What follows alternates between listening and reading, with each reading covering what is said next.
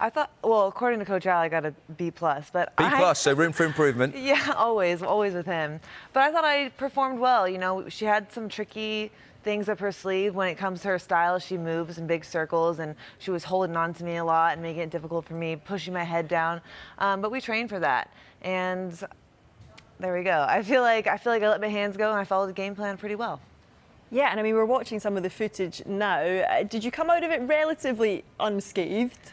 I have never been so sore after a fight, and I'm telling you, it's because that was part of her defense, was pushing me down, and she didn't like the inside work, and that was definitely something that I had to heal from. But for the most part, yeah, I'm fine. The thing with boxing is that every time you finish one fight, the next question is, well, what are you going to do next? And the name Alycia Baumgardner is coming up a lot. You've been having a nice little chat, really pleasant chat on social media. She says you're being salty, you're going to be easy work when you do fight. What's the latest in terms of when you might get in the ring with her?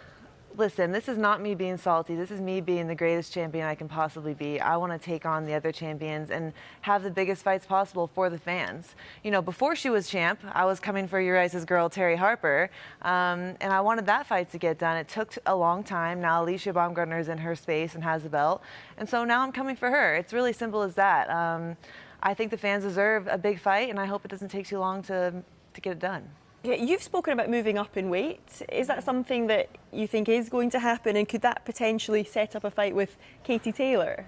Yes, I would love to fight Katie Taylor. She's done so much for the sport. You know, she's been around since I first started. So if I can't get the big fights that I want at 130, then yeah, I'm going to absolutely move up. I'm already a big 130-pounder. I can definitely go up to 135, even 140. So I would love to challenge the winner of Taylor versus Serrano, whoever comes out on top. As we mentioned, you are covering the big fight this week. How much have you enjoyed being on the other side of the ropes and with the microphone in your hand?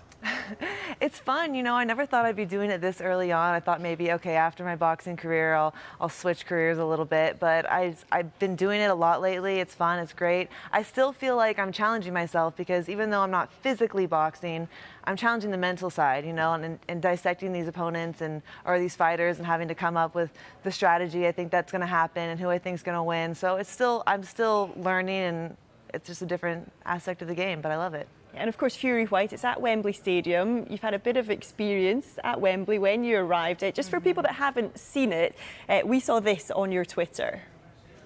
Y'all Brits are crazy. You're not even allowed into a pub unless you're Team Chelsea or Team Palace. Like, they separate y'all. That's how crazy you guys are. You look quite worried for your safety there.